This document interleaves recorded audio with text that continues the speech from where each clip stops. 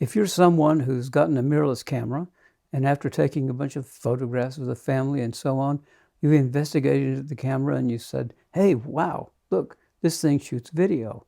And you start shooting video and you kind of get the video bug and you want to do something creative with it. You want to put together some movies on YouTube.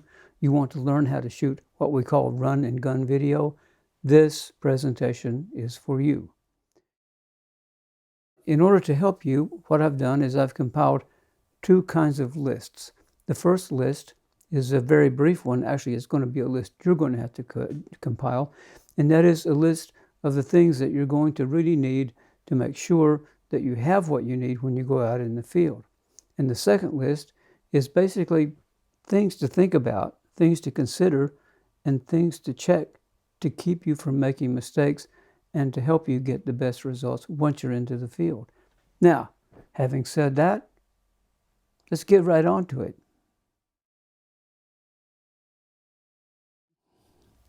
As far as lists go, notice I said plural. I think you need to make several of them. If you do different kinds of shooting, you definitely need different kinds of lists to cover the different kinds of equipment that you need for different kinds of shoots. So make formal lists so that, you might even make them and print a few out so you have them in stacks. So when you're going to go out on some kind of shoot, you know what the shoot is, you pull out your list and you go through the checklist and you actually physically check them off, all the equipment off, so that when you leave, you're confident that you have everything that you need. So make more than one list, formal list for different kinds of shooting. Now, I can't tell you that list. That's for you to figure out because only you know what kind of shooting that you like to do.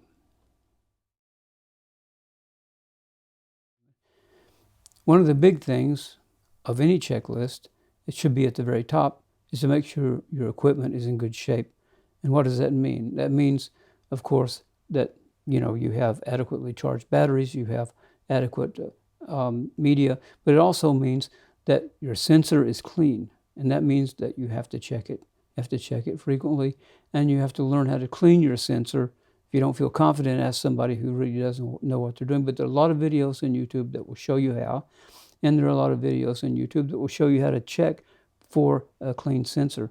This is really, really probably at the very top of the list, and it will prevent you from shooting and then coming home and seeing a beautiful, landscape that you've shot with a beautiful blue sky, and all of a sudden there's all this junk on the sky that looks like aliens, or no, it's not. It's dirt on your sensor. You don't want that. That'll ruin so many nice videos. It certainly ruined a few for me. Keep that sensor clean, keep your equipment clean. You'll come away with good results. So you've got all your equipment, you're out and about, you're shooting, you see a whole bunch of great shots, you pick up your camera, you start it, and you're about to shoot. Don't do that. Before you do that, check your settings. You've always got to check your settings. Every time you make a change, every time you shoot a shot, make it a habit to scan around that EVF or LCD or whatever you're using and to check those settings. Make sure that your shutter speed rates are correct. Make sure your f-stop is correct and all that. I've shot in so many clips of video and then realized that I was shooting it, like 80 frames a second, and I should be, there at 50. It's just ridiculous how many mistakes that you make because of things you're often unaware of, because you're very distracted with a lot of things when you're shooting. You might, for instance, bump some kind of wheel, one of the front or back wheels, and all of a sudden your shutter speed goes from 50 to 85. So always be habitually scanning the periphery of your EVF or LCD to make sure that especially the most basic things are there. Your ISOs are right, your f-stops are right, and your shutter speeds are right. I've watched a lot of videos on photography. I don't really shoot stills, but I watch them because there are some things that you can learn that can be of value. And one of the things I learned not to do, that I was always told by these photographers, is they tell you not to chimp, don't chimp. Now, what is chimping? Chimping is, when you shoot your still, right? And then you go and you look at it and you go, "Oh, look at that, look at that. Okay, that's chimping, okay? And celebrating your shot, right there in the field. They say, don't do that. It's stupid. Anyway, when you're shooting video, it's not stupid. You need to review your shots. Yes, very quickly if you can, if you have time after shooting. And here's why. Because in the reviewing of the shot, you will catch changes and errors. For instance, changes in your settings. And you say, oh, I shot that in slow motion, or I shot that underexposed, or whatever. So this is a good time. Again, the chimping has to do with not celebrating your shot, but analyzing it and making sure that everything is as you determine it to be, because you can lose a shot forever. Maybe if you check that there were problems and you find there were problems, you can actually shoot the thing over while you're there. But if you don't check it and you get home and you realize, I lost the shot, oh man, chimping will help you when you're shooting video. Cameras vary as far as this goes, but use any means that you can to help keep your shot level and keep it, in good balance and all that. Did I forget to say to check your settings frequently? Fuji has a really great, just has a little level line that goes all the way across. It doesn't have anything obstructing the view at all. Unfortunately, Panasonic and some of these other cameras, that when they put the level up, they put, and Nikon's really bad for this too, put this thing in the middle, and you think, I can't see my shot. I can see that I'm level, but I can't see anything else. That's ridiculous. Every camera should have a really nice level that is very inobtrusive and doesn't obstruct the actual shooting and focusing and organizing of the shot otherwise. So Fuji's the best at that as far as I know, but use anything and any means that you have is really important to make sure your shot's level. Now, especially if you're shooting water, okay? You don't want to shoot water and you got the shoreline and the shoreline is tilted, because what is the lake going to be emptying out that way? I just saw a video not long ago of a really great photographer. I'm terrible about names. I can't remember his name, but the guy did these fantastic animal shots that were just super. And he said that he thought that the bane of most photographers was the fact that they just shot so many shots, just way too many shots. They weren't selective enough. And he said of himself that for the whole year, he was in the better part of the year, he said that he only shot about 40 shots or something like that. It was some ridiculous number like that. And he said only 2 of them would be memorable. And Ansel Adams was the same way. He shot many, many shots over many, many years. But the thing he's famous for is just a few of those shots. Well, I'm not asking you to be an Ansel Adams or anything like that. But be selective about what you shoot. Think about what you shoot, reflect on it, look at the scene really well. When you can, of course, a lot of things are serendipitous. You'll hear me say that over and over again.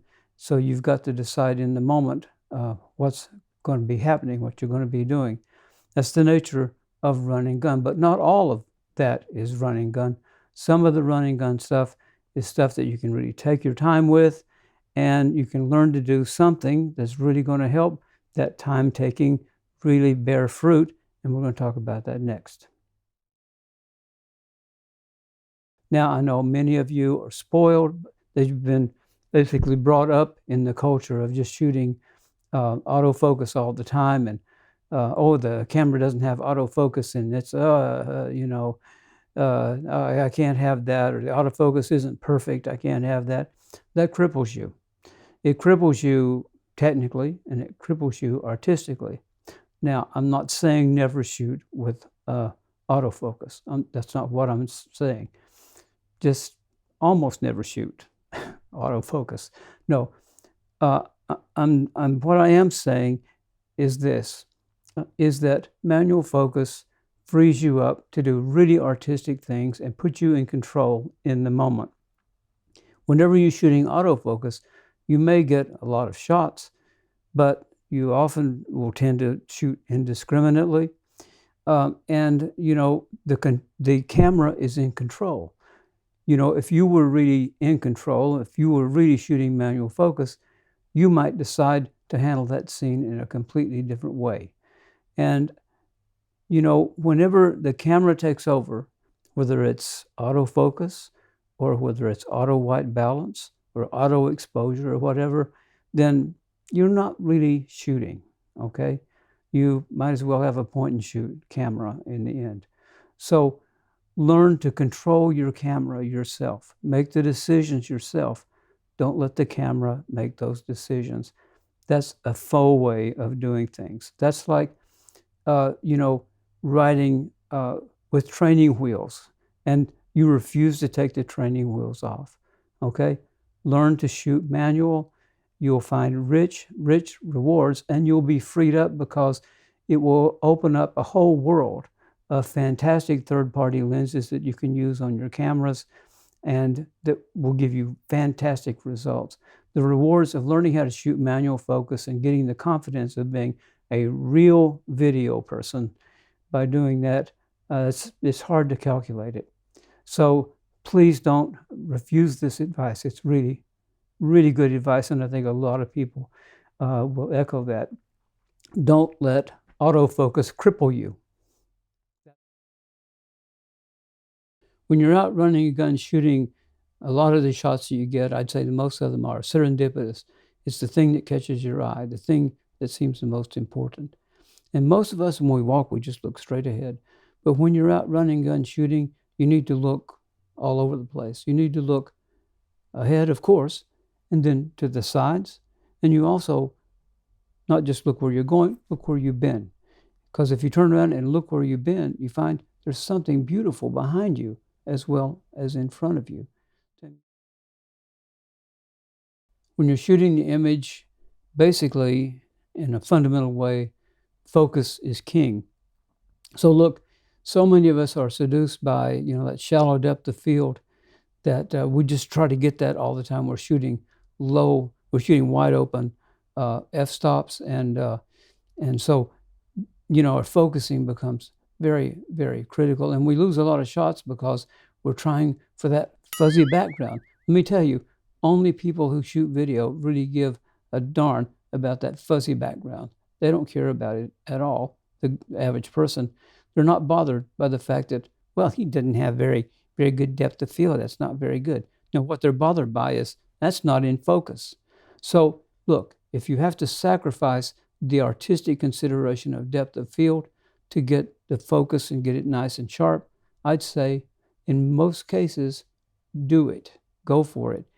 Get that shot well in focus, even if it means that you have to lose some of that precious, lovely depth of field. Unless there's some particular reason, some circumstance that arises, keep your camera quiet. Let the motion in your shot be the thing that is of interest, not the fact that you're manipulating the camera here or there, or you feel. Frame your shot. Take some time to think about the framing. Frame shot, get a good shot, and whether you're hand holding or putting it on a tripod, which is something I never do, whether you're hand holding or putting it on a tripod, keep your camera quiet. The viewer should be aware of what's being shown in the image, not the image itself, which means not the camera itself. The camera should disappear, and the person who's watching the video should be absorbed into the image. Now, you may have heard some professionals say, well, you don't need that rule of thirds up there. If you're really skilled, if you're really a professional, you don't need it up there because you know how to frame your shots and all that. Well, maybe so. That may be true in many, many cases. But in other cases, sometimes you may be perplexed about, really, how should I frame this? And it's not completely clear to you. The rule of thirds there, or whatever you might have on the screen, can be really helpful to you in making a good decision, so that you may not come out with, I don't know, some fantastic Hollywood movie shot, but you'll come out with a good shot, a shot that is framed properly, a shot that's balanced, well balanced, and makes sense. So use those frame guides. Don't feel like, well, I want to be a professional, so I'm going to get. Ooh. Wow. Let me just cut to the chase. Never shoot auto white balance. You've got to white balance. You may have to white balance a lot. So that means carrying a gray card. Now, obviously, you can't carry something like this, right? It's kind of a problem. But there are gray cards and white cards that you can use. Even if you can't, there's almost always something around that gives you a reasonable kind of white that you can white balance off of. Auto white balance is the shifting sand. You turn the camera this way, and the white balance is all changed. And all your colors are all changed. Keep your colors consistent in the scene. So white balance, white balance, white balance, never auto white balance. When you're shooting different scenes, try to vary your shot. You may see something that's a really nice shot, and you may think, well, I'll get it framed this way, and then maybe I'll try it in a mid shot, and then maybe I'll try it in a close-up. You might use all three of those shots actually in your editing, but get some different perspectives on a shot, but especially vary with wide, medium, and close-up shots, and you'll have a lot of variety to work from when you're editing. Did I forget to say to check your settings frequently? When you find a really good shot, something that really catches your eye, try to shoot it from several different perspectives, several different angles, and maybe closer and further away, as I suggested before. Don't just shoot something that's interesting, just you got one shot and that's it and you're gone. No, try it several times. Again, it's going to give you a lot of variety to choose from when you're editing. Almost all of us have access to computers and to cameras that are inexpensive that shoot 4K. And it's important to learn to shoot 4K, even if you're going to publish in 1080 or even if you're going to publish in 720. And the reason is your ability to manipulate the image and get the image that you should have gotten in camera when you're in editing. You can, because of the resolution, you can continually blow the 4K image up and get the framing that you want and get the perspective that you want and everything without a perceptible degrading in resolution. That's really, really important because, when you're running and gunning, you don't always have time to refine things like you would like. But 4K will give you the ability to do that, again, without a perceptible degrading of the resolution. Okay, that's it. Hey, you may hate my list. You may, I don't really give you a list for that first thing, but I encourage you to make one up. In the same way, when the shooting list, I'm going to encourage you to do the same. Make a good shooting list. I think I've got some good points there that you might start with as kind of framework, and you got to make your own shooting list because you know what you like and what you don't like and what's important to you and what's not. It's a very personal thing is what we're doing, but there are a few basic and common things like getting it in focus and chimping frequently. And did I say anything about checking your settings?